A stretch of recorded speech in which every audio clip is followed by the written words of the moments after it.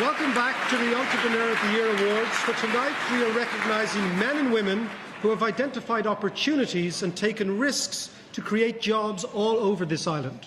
By their very DNA, these entrepreneurs stand out from the crowd. They are wired differently. They see the world in terms of opportunities untapped. And it's true to say that each of these finalists is unique. But we thought it would be interesting to unearth some common ground that binds them together. Ever wondered what are the key characteristics of your typical entrepreneur? We surveyed all the previous finalists and came up with some very interesting facts. No surprise with the first statistic, most of the nominated entrepreneurs are from Dublin. But when adjusted for population, the best represented county is Offaly, with one nominee for every 17,700 people in the county. Eldest children are well represented, with a third of the nominees, but at 58% it's those kids in the middle that rule the roost. Only one of the nominees was an only child. It's hardly surprising that a whopping 72% had at least one parent running their own business, and almost half of those were farmers.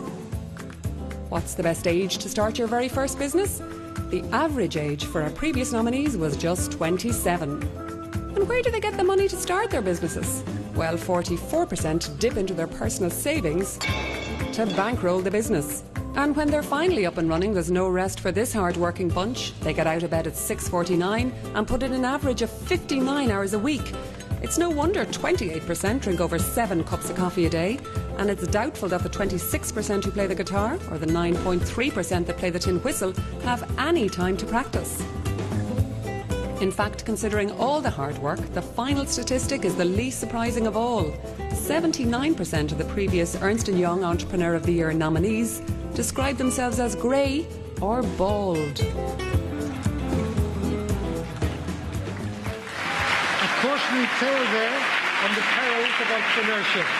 It's a good time, I think, to meet 4 of our way above average nominees for the industries category.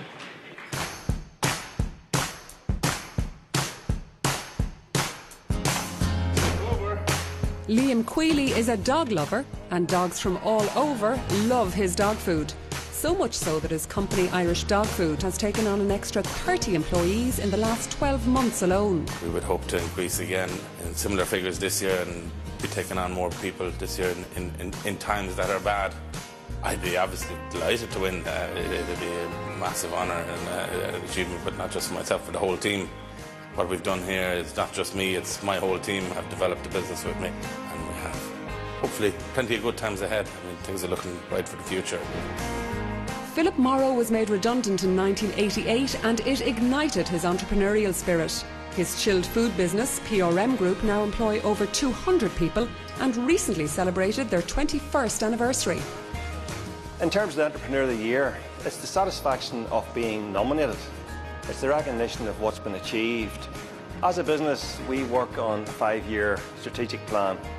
At the moment, we would like to certainly concentrate on building what has worked for us, but we also want to look further afield and establish new markets outside of Ireland. Terry CLUNE started claiming tax back for his fellow students in college in the mid-90s. Now, 15 years later, taxback.com is a worldwide leader in the tax refund business. For me, it doesn't feel like work. I love waking up in the morning and getting on with what we do. I suppose I'm involved with more the ideas and getting things started.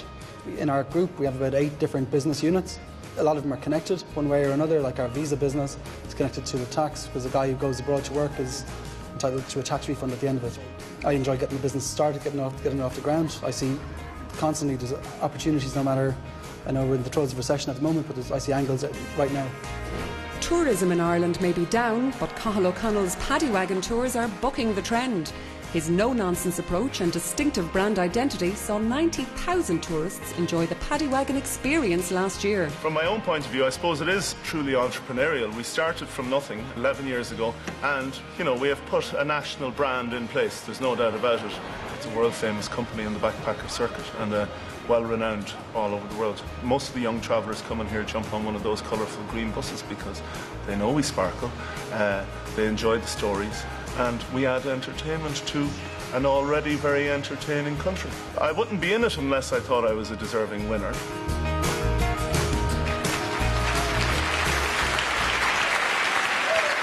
Cathal O'Connell there, the leader of Paddy Wagon Tours. Let's meet the next 4 finalists.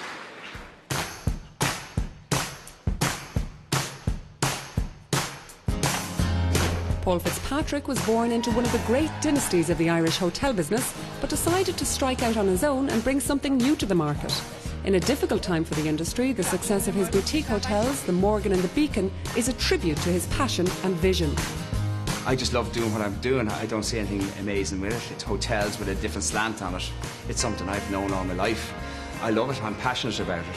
And I think I'd be winning it more for my team than myself. I really, you know, I'm winning now doing what I'm doing. I'm really enjoying it. There's a lot of great contestants out there, great competitors in this year's event, and I feel humbled amongst a lot of them. Making bubblegum is not child's play, as Brendan Rowntree discovered when he set up Zed Candy in a small factory in Blanchardstown. I don't think I'm so much a risk taker as I just ignore a risk. You know, I ended up with 3 mortgages to get the first factory going, and we worked really hard, very difficult. You'd look back at it now and say, in the middle of it, if you ask me, yes, I'd probably say I shouldn't have done this, but when you get through it, you know, you look back and you say, well, it's an achievement, you know. John Flahavan is the 6th generation of his family to run the business behind the porridge that bears their name. He understands that longevity alone cannot make an enterprise immune to the demands of the marketplace. We are a very traditional industry, but it actually went down quite a lot during the 1980s and 1990s. People were looking at porridge as being an old person's food, but now we've had a complete regeneration of that. We have young people are eating it for all different reasons. We have new organic lines, we have new convenience lines. A lot of different things have come out in the past number of years, and it's all helped to generate interest in the product. Sometime before the end of the 18th century, the Carton family started selling chickens. Over 200 years later, they're now the largest suppliers of chickens in the Republic of Ireland, and a member of the Carton family, Vincent, is still in charge. For us, these last 200 years, 250 years have been basically about constant change. And that's the thing I would say that's key to this business, is that in our DNA and as a business we have change. If you look at the others who have been nominated, most of them are start-up businesses. So we're certainly not a start-up after 8 generations. Having listened to some of the other stories, I'd vote for them ahead of me.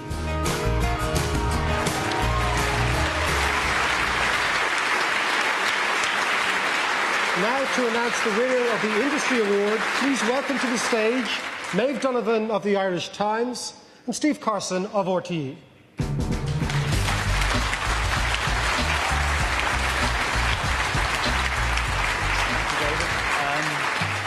I think this year more than ever we're delighted that tonight in RTE1 we can give people a glimpse of some of the energy and optimism that is in our country.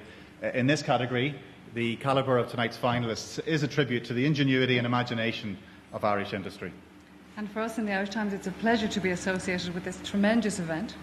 The 2009 Industry Entrepreneur of the Year is Terry CLUNE.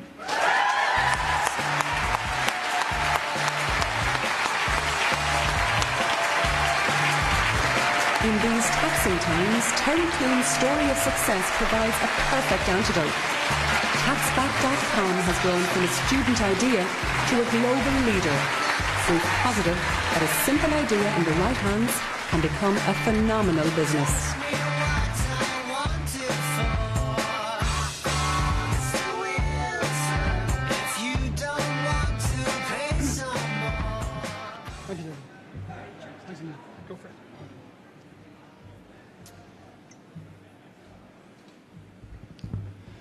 Good evening, everybody. I'm delighted to win this award tonight, especially with there's so many really great companies in the room here tonight. But I'm honoured to be one of the winners. For me, I've got to say a big thank you to Ernst & Young and the judges, and Enda Kelly and his team especially, because what they do at this event, what happens here is encouraging entrepreneurs.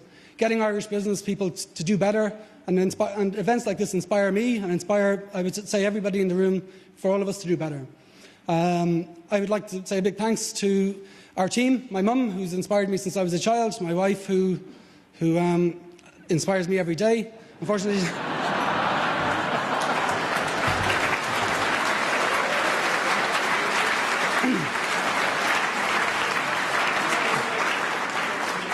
Unfortunately, to my wife, Kate, she can't be here tonight. She's expecting a baby next week, and so unfortunately she can't be here, but congratulations to her.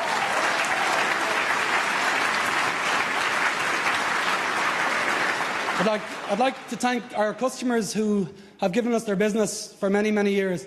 And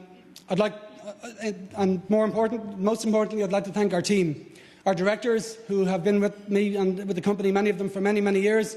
And this award I honourably accept on behalf of our whole team, who worldwide have built a really, really great company, and I'm honoured to accept this award on their behalf. Thank you.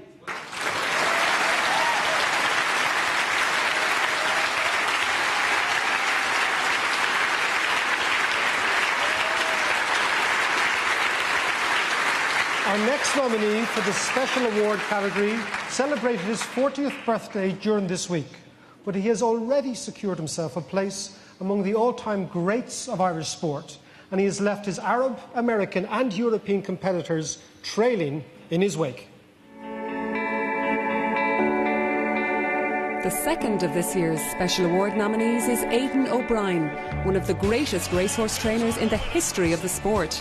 He and his team at Ballydoyle in County Tipperary have helped maintain Ireland's reputation as a centre of horse racing excellence. Aidan O'Brien, and I don't think people realise this, is winning at a world level every weekend.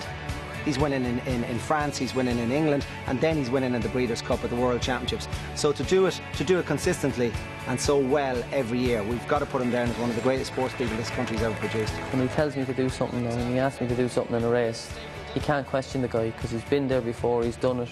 You know that he's been in these positions before, and he's raised the bar. In racing contexts, you couldn't believe that any young man could actually achieve so much in such a short time and make so many high-powered stallions out of the horses. I mean, they have an embarrassment of stallions in Coolmore, basically out of Aidan's training. And Aidan is just one of those brilliant people, and without him, you can have all these good horses, but he makes them good. He's number one. He's number one in the world at training horses, and everybody knows that. In my eyes, he's right up there as one of the greatest sports people. We have an entrepreneur, one of the greatest businessmen, sports people, trainers, countrymen, farmers, horse trainers, and he's a really good man, and he deserves everything he gets.